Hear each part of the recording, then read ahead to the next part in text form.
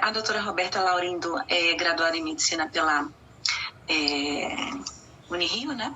E a Universidade do Estado do Rio, e fez residência em otorrino pela UFRJ, também mestre em medicina pela UFRJ, Federal do Rio de Janeiro, e membro da equipe sul-fluminense de implante coclear, a ESFIC, né? É assim que fala? É assim que fala.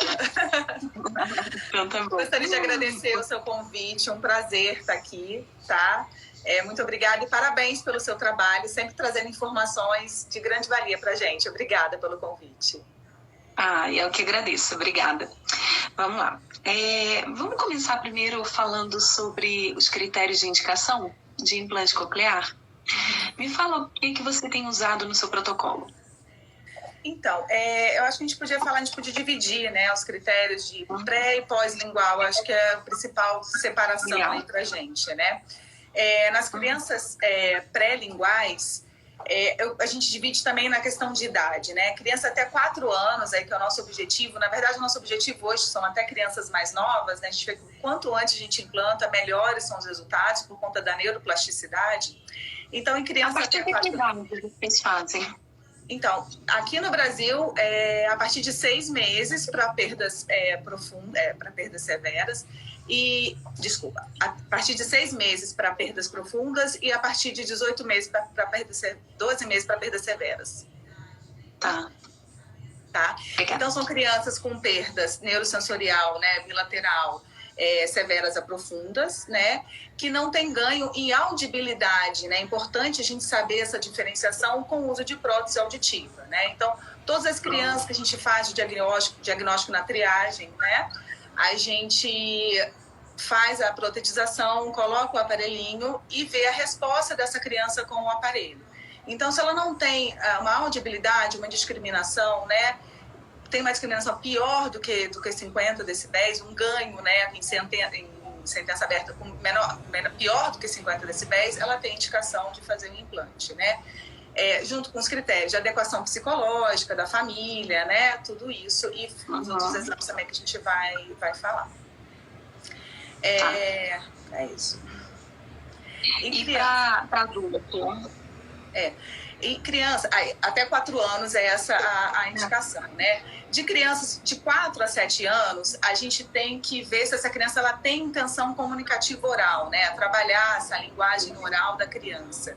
E também ter uma audibilidade, uma falta de audibilidade com o uso de aparelho auditivo. Mas essa criança tem que ter uma intenção comunicativa oral, né? Se ela já tiver alfabetizada em Libras, não tiver nada da intenção da oralidade, a gente acaba não indicando o implante, tá? Ótimo. E para adultos e idosos, existe algum critério de indicação?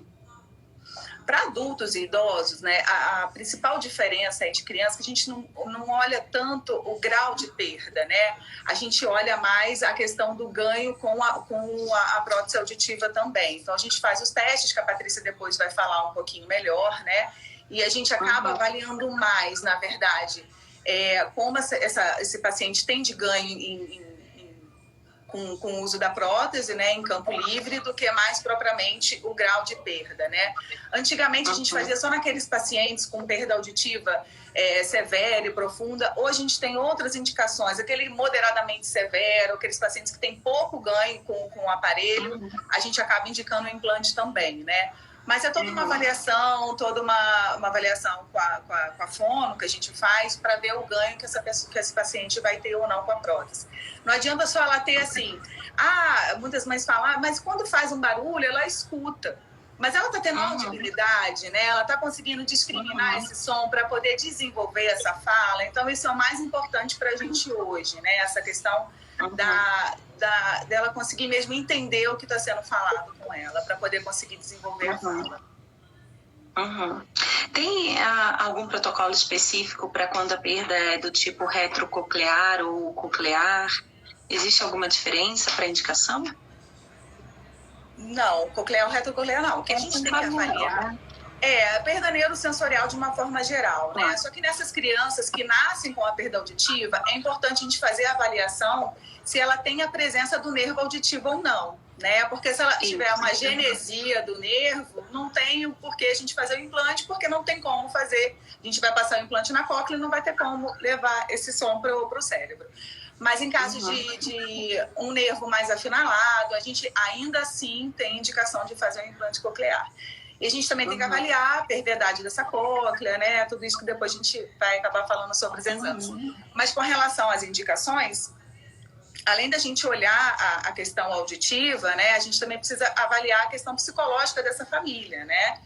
O quanto essa família tem o interesse em fazer, porque não é só fazer a cirurgia, né? Tem toda uma agenda pós-implante, de terapia, dessa família toda dedicada ao desenvolvimento dessa família e desse paciente, né? Não só da criança, né? Então, para a gente ter esses pacientes bem-sucedidos na cirurgia, a gente precisa dessa avaliação familiar, da avaliação psicológica, de tudo isso, né? De como delas ter... Porque a gente acha que vai colocar um implante, já vai sair escutando tudo, e não é isso. Tem todo um treinamento auditivo pós-implante, né? Então, isso é super importante.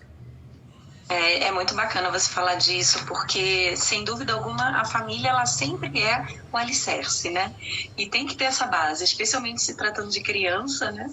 É importante que os pais estejam ali acompanhando isso. Eu me lembro que, há uns anos atrás, a gente tinha como protocolo única e exclusivamente indicação para implante unilateral. E aí, de um tempo para cá, começaram a se falar sobre bilateral. Como é que está o protocolo de vocês com relação a isso? Essa decisão de uni ou bilateral é sempre uma decisão em conjunto, né? Um conjunto do otorrino, com a avaliação da fono, em conjunto com a família e com o paciente também. Crianças pré-linguais, a gente costuma preconizar bilateral simultâneo. O que é isso? Fazer os dois ao mesmo tempo, né? Porque os estudos mostram quão é importante a binauralidade para essa criança, né? Para o desenvolvimento do córtex auditivo. Mas, às vezes, tem pais que se sentem inseguros, a gente pode fazer um lado, espera um pouco de resposta e depois faz o outro lado. Mas em crianças pré-linguais, a gente preconiza sempre bilateral simultâneo. Então, fazer os dois no mesmo tempo cirúrgico, ativar os dois ao mesmo tempo para a gente poder conseguir esse desenvolvimento maior do córtex cerebral. Em pacientes pós-linguais, a gente não costuma indicar muito bilateral, principalmente bilateral simultâneo. O que a gente costuma indicar é fazer primeiro um lado, né? Principalmente se o paciente ainda tem algum resíduo auditivo. Então, se ele tem algum resíduo auditivo, ainda tem algum ganho usando o aparelho auditivo, a gente prefere fazer o pior lado primeiro, né? Ativa esse implante, espera esse paciente a se acostumar com esse som. E aí, quando essa orelha implantada passa a ser a orelha dominante, a pessoa fala, eu não quero mais usar meu aparelho auditivo porque ele não está mais resolvendo para nada, eu só gosto agora de escutar com o meu implante, prefiro escutar com o meu implante. Aí a gente pensa fazer... Aí depois, quando ela chega nesse nível, é que a gente pensa em fazer um outro lado.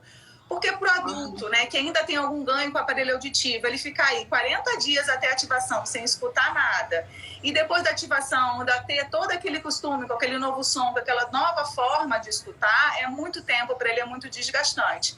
Então a gente prefere fazer um lado, esperar ele se acostumar e depois a gente fazer o outro.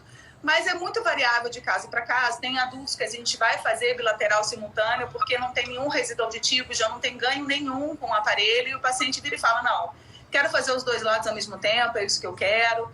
Então, é sempre, cada caso é um caso, mas de forma geral, crianças pré-linguais, bilateral, e às vezes adulto que ainda tem algum resíduo, a gente faz um lado, espera, esse lado fica dominante e depois faz o outro. Tá?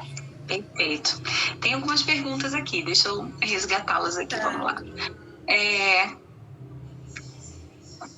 Vamos lá, comprometimento de todos. A Gabi está perguntando o preço do implante coclear. Você está falando, existem serviços públicos e privados, né? No privado, o implante é cobrado, o plano de saúde, ele cobre o implante? Como é que funciona isso? Sim, hoje em dia, né, para quem tem plano de saúde, todos os planos de saúde são obrigados a cobrir o implante coclear. É claro que tem todos os critérios, né, que a gente vai fazer toda essa avaliação para poder ver se o paciente entra no critério ou não, mas o plano de saúde cobre o procedimento, cobre a prótese, tá? Cobre toda a manutenção da prótese hoje em dia, né, até um pouco tempo atrás, uns 3 anos atrás, se o paciente tivesse qualquer defeito no implante, não tivesse dentro da garantia, ele tinha que reembolsar um cabo é caro, bateria é caro, tudo é muito caro. Então, para manter esse implante era muito caro para esse paciente, né? E hoje em dia, o próprio plano de saúde é obrigado a fazer a manutenção dessas peças que estragam e que estão fora da garantia. E a gente tem os núcleos, né, de saúde auditiva praticamente em todos os estados, não são em todos os estados do Brasil, mas sempre tem aquela referência daquela local, e faz um implante coclear pelo SUS. Então, pelo governo também, o paciente consegue fazer, tá? O valor particular é muito variável, porque não é só o preço da prótese, né? É o preço do hospital, o preço do médico. Então, isso tem que ver, tem que ser ir no médico para poder saber quanto vai ficar com aquele médico, né? Agora, quem não tem plano tem também essa possibilidade de fazer pelo SUS. É só procurar o centro de saúde auditiva mais próximo da sua casa que você vai ser encaminhado para um núcleo onde faz o implante coclear. Ai, ótima colocação. Inclusive a Kátia Delfino acabou de escrever aqui. Se eu tivesse visto essa live 1 ano atrás, meu pequeno fez bilateral com 12 meses. Ai, que legal. Kátia, a gente está aprendendo, né? Eu acho que muita coisa que a gente está falando aqui, tenho certeza, muita coisa que a gente está falando aqui, a gente não falaria há um tempo atrás, né? Sim, então, existe esse conhecimento que ele é crescente, graças a Deus, né? Nós temos aí pesquisadores aí incansáveis ajudando a gente a tomar as melhores decisões, né? Sim, então, sem dúvida alguma, ano que vem pode ser que a gente fale outra coisa. Sim. E as coisas vão mudando. Né? Exatamente. Cada ano é uma novidade, tanto de tecnologia com relação aos implantes. Esse caso que a gente não conseguia implantar, a gente consegue implantar por conta da criação de novos eletrodos, de novas possibilidades. Então, graças a Deus, foi o que você falou, estamos em constante melhora da tecnologia para poder fazer esses pacientes escutarem melhor, né? Isso é muito importante. É verdade. A Joyce também está perguntando se você tem experiência com implante, com comorbidade, com o transtorno do espectro autista. E o desempenho tem sido interessante no aspecto compreensão auditiva e linguagem oral? São pacientes, na verdade, às vezes, ela quer saber especificamente de autismo ou paciente com múltiplas deficiências? Porque são... Eu acho que as duas coisas. As duas coisas, né? Tem indicações de indicações. Então, a gente tem que saber qual é a expectativa dessa família, né? O que a gente vê com esses pacientes com múltiplas deficiências, que muitas vezes a gente não consegue desenvolver uma linguagem oral, mas a gente melhora muito toda a cognição dele, né? Então, os pais costumam falar, ele se tornou uma criança mais ativa, mais compreensiva, mais comunicativa, mas não quer dizer que só a comunicação oral seja uma forma de comunicação, né? Essas crianças com múltiplas deficiências, ela tem várias formas de se comunicar que não são só oral. Então, o que a gente vê, na verdade, que muitas vezes a gente não precisa de um ganho oral, de oralização desses pacientes com múltiplas deficiências. Só de a gente melhorar a cognição e a interatividade dele com o meio, né, já é um ganho muito grande para eles. Então, a gente procura também trabalhar a expectativa dessa família, né, durante essa avaliação para implante. Saber o que eles estão esperando do implante para saber se a gente vai poder proporcionar isso com a cirurgia ou não. Então, é isso que a gente tenta trabalhar essa expectativa com eles para implante, né? Cada caso, a gente vai ter um objetivo. Uns vai ser oralidade, né? Desenvolver normal na escola, com uma turma normal. E outros não, a gente vai querer outras formas de interação, de comunicação. A Cláudia está pedindo fotos de paciente com implante. Depois, Cláudia, a gente coloca aqui no Instagram, tá?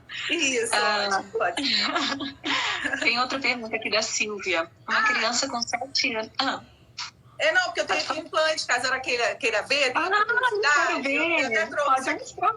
Então, o implante, para quem não sabe, nós temos 2 unidades, né? A unidade interna, que é colocada cirurgicamente, que é essa daqui, tá? Não sei se vocês estão vendo bem.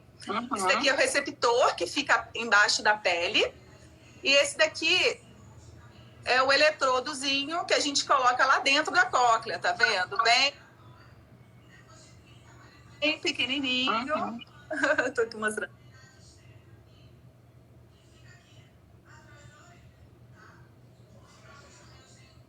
melhor. Tá? Então, isso daqui é a unidade interna, que é colocada cirurgicamente, tá? Então, a gente faz a cirurgia, testa esses eletrodos dele, tá? Ou então, a gente também hoje tem peça única. Ui, caiu aqui. Tem esse de peça única, tá? Que ele também fica aqui. Então, isso daqui é um implante. Depois a gente coloca fotos de pacientes usando o implante. Ai, adorei. Muito bom. A gente coloca fotos também mostrando esses daí. Isso. Tem uma pergunta da Silvia. Uma criança com 7 anos que ainda não tem linguagem oral, sem ganho com o aparelho, tem possibilidade com implante ou seria apenas libras?